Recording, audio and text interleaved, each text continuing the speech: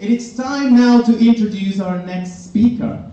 She is here to remind us that learning is connected to our emotions and that stories are more powerful when we engage emotionally with them. Please give the warmest of welcomes to the stage to English lecturer and teacher trainer from the United States, Dr. Jessica Toro.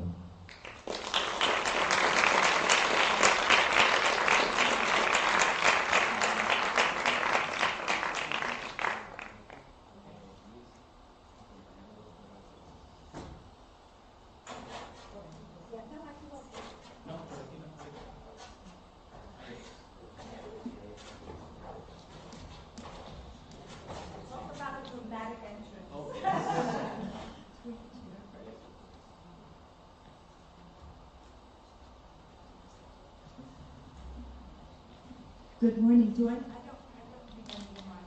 No, I'm fine. I'm not going to be performing. Anyway, good morning.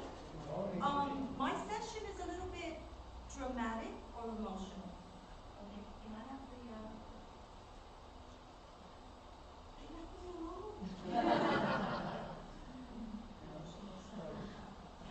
So, when we think about teaching, we cannot get them emotional if I'm not emotional. I can't get you to be emotional unless I do something that makes you feel. So, today, my session is going to be a little bit different because you're going to stand up and you're going to participate. But that also means that we're also going to feel what our students feel. A lot of times we forget that our students suffer from shyness, anxiety. Oh, please don't make me talk in class, please, please. Especially the first couple of days when we don't know who we're talking to. Therefore, we're going to do our first story. And our first story is what we call a total physical response, a TPR story. So I'm going to ask you, I promise you, you don't have to say anything. I just want you to stand up and make little circles with the people you feel more comfortable with. Can I ask you to stand up, please? Make little circles.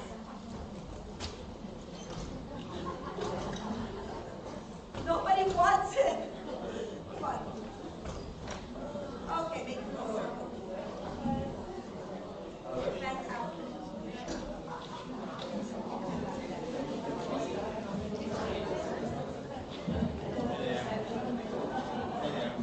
Okay, first group. A prize. Catch. Only one per group, sorry. Good. Could you pass there to those groups? Fantastic. Now, this is a story. You don't have to pay attention to the end of the story, but you do have to participate in the sense that whenever you hear the word right, take the sweet and give it to the person on the right. Whenever you hear the word left, you take a sweet and give it to the person on the left. Fantastic. You probably are better than I am at this.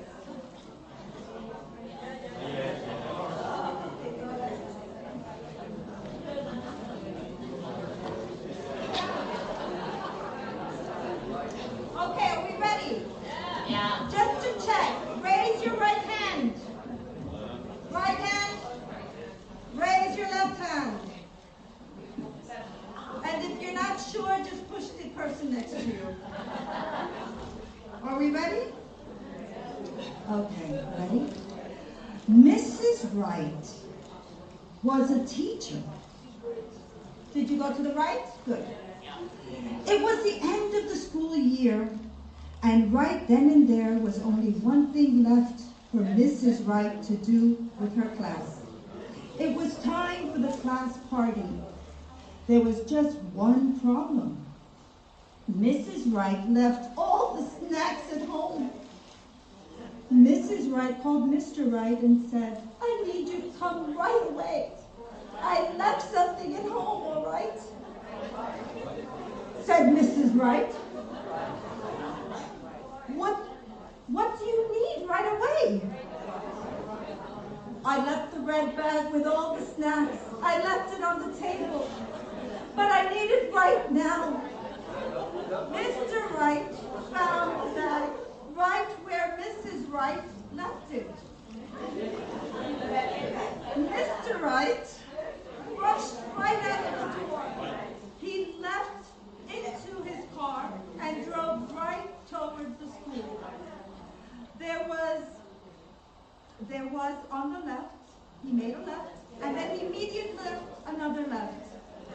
And left Mrs. Wright at school. Finally, everything was all right. Everyone left the snacks. Everyone ate the snacks on the table. And everything was all right. All right?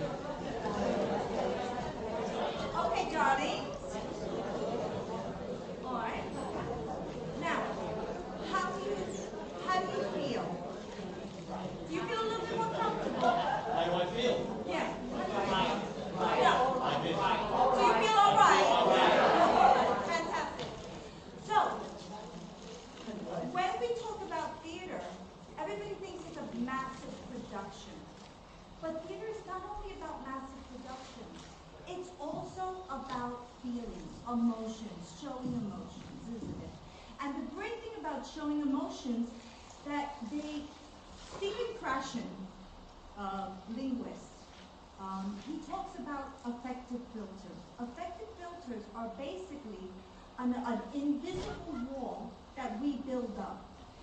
And I've been living, by the way, I live here in Zaragoza. I married a Maño, so I know what it's like to be Maño in Zaragoza.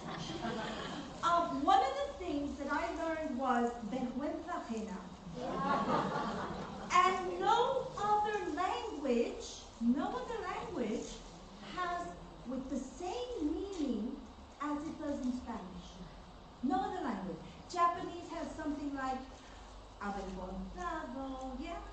But no other language has it. So you have a culture that you're very talkative when you're on the line of whatever in the bar. But when it comes to speaking another language, you can be very shy, right? And that's okay. I mean, I grew up in New York. Broadway was, our playground. So Americans, and I'm not going to talk about Trump, Americans tend to be a little bit more dramatic, right? Maybe it's Hollywood, Broadway, whatever. But Stephen Krashen talks about bringing those affective filters down. Those affective filters make language learning much easier. If you feel anxiety, if you're not motivated, if you don't have self-esteem, because this would be a normal conversation the first day of class in Zaragoza. How are you? And everybody has to say something about them. And instead of we listening to what the other person is saying, we're actually saying, oh, que bien habla español, right? Oh, que pronunciación más mala. So, we have to work. Stephen Krashen talks about bringing those affective filters down. The higher they are, less information gets in. The lower they are, more information gets in. Now, we did the first story. Does anybody actually remember what the story was about? Did you feel better when you sat down? Were you smiling more? So that means that your affective filters have gone down. That means that more information is going to go in. Okay? So stories are a great way of dealing with that self-confidence, that anxiety, that motivation. Imagine the first day of class, you go and you're smiling and you have a sweet. A sweet always helps, sugars always help. But that doesn't mean that the stories always have to be happy. How many of you love English 18th century literature? But we can make it fun. Okay, so what stories do we like personally? Do we like the love affairs, the romance, the comedies, the science fiction? Has a lot to do with it.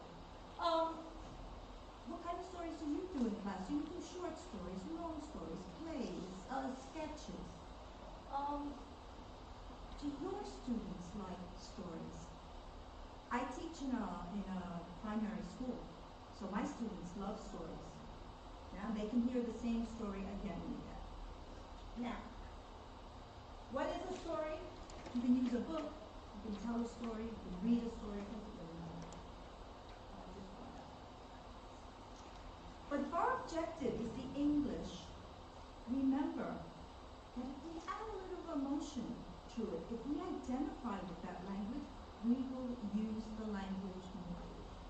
Okay, so let's get you emotion with a story. I'm going to stand up because I keep turning around. By the way, I don't drink. Right? So, things to ask. With a story, will they understand? Will they like it or will they get bored? Will it be a reading or a listening? No? But being the dramatic person that I am, I love dramatic stories.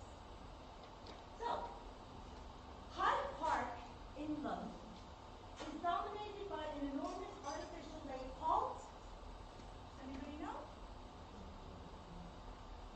The Serpentine, the lower part. And Longwater, the upper part.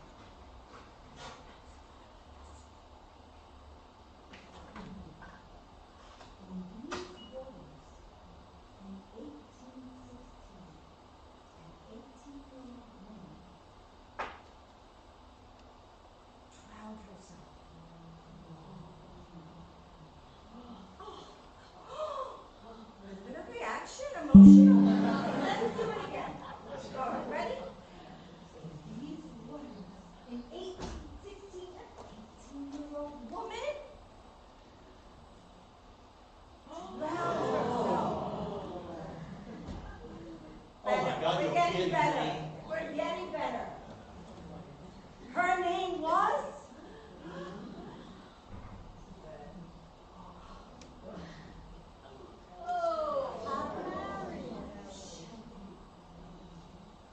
And you have to say, who? The pregnant wife of? The romantic poet Percy Shelley.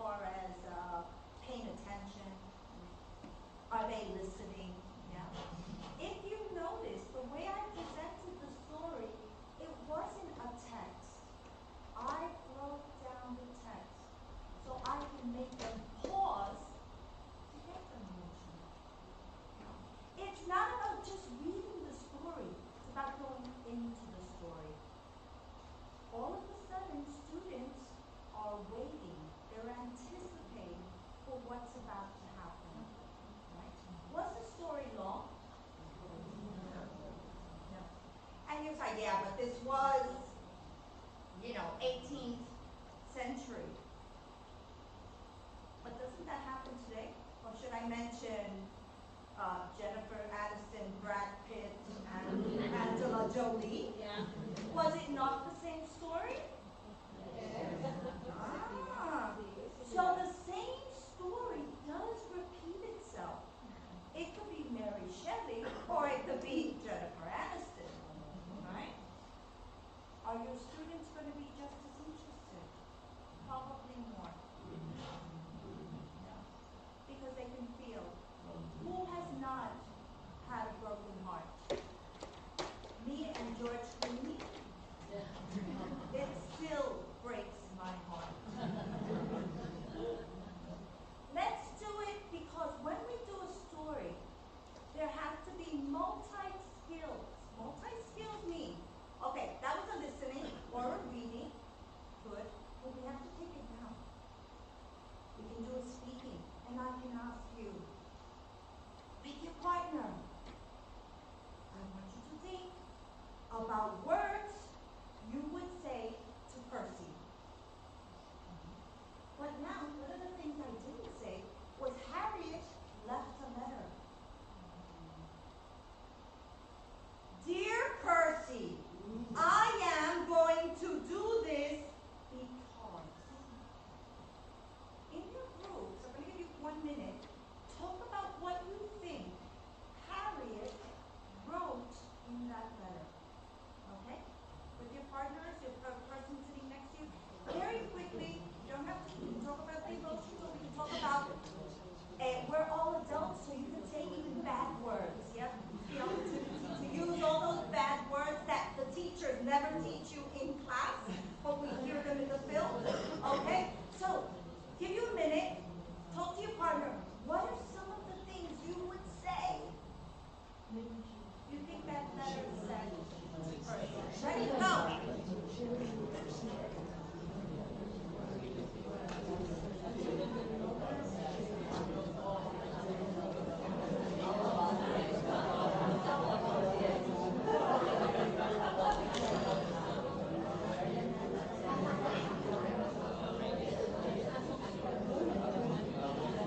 Okay, ready?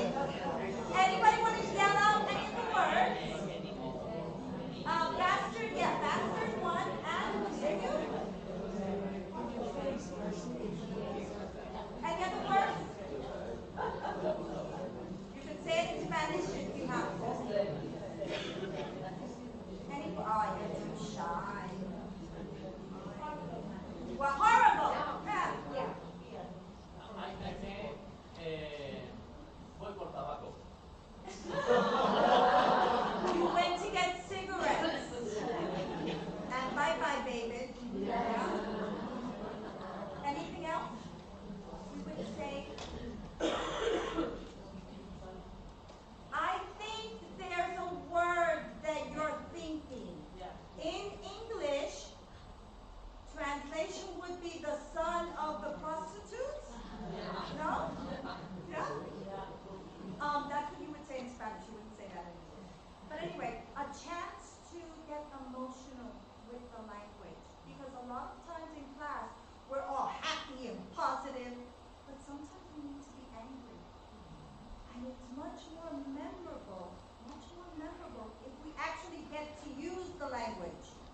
Yeah? If we get to use the language, then it becomes memorable. Okay, now, how did Mary Godwin feel when she was told about Harriet?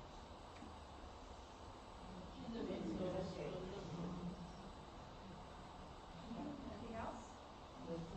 Guilty.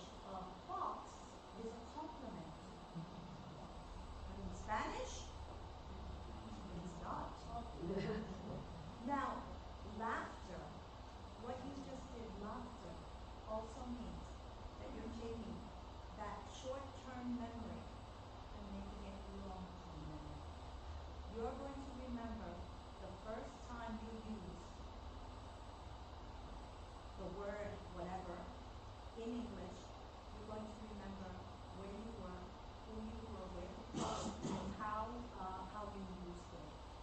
So that's taking that short-term activity and making it long-term and making it usable.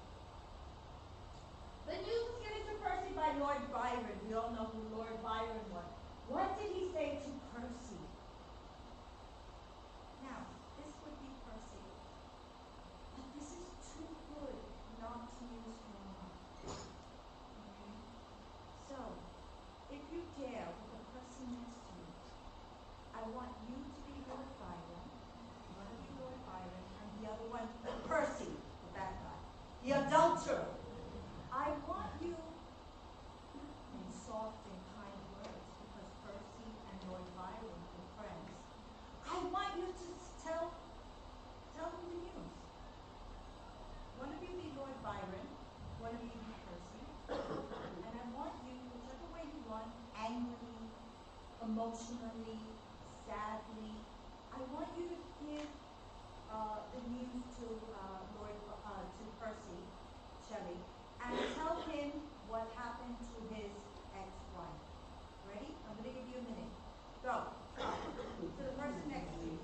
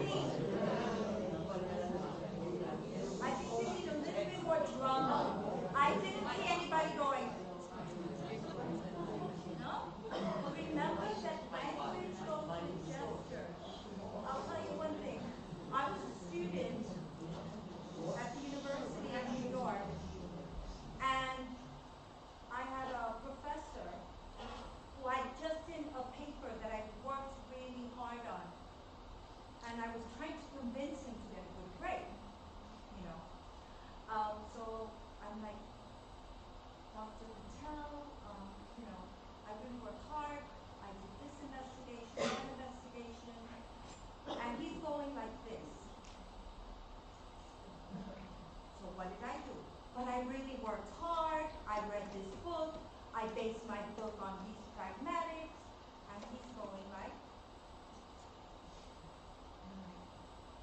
I can't believe I failed. And then I got an A on the paper. So of course I'm thinking, how did I get an A on the paper? He kept telling me no. And then he sat me down in his office and he said, my gesture, you read my gesture wrong. In my country, because he was from India, he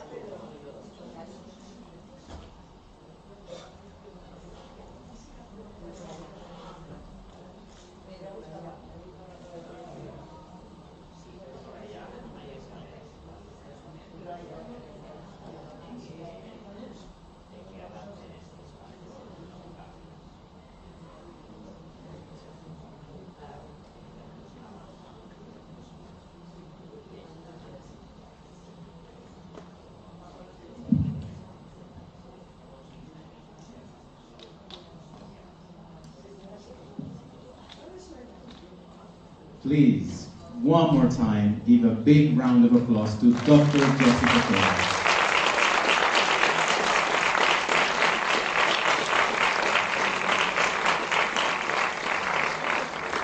Well, it's just about time to make a quick pause. Haremos una pequeña pausa de unos 35 minutos, ¿vale? Por la parte de afuera nos está esperando un pequeño coffee de cortesía del Patronato Municipal de Educación y Bibliotecas.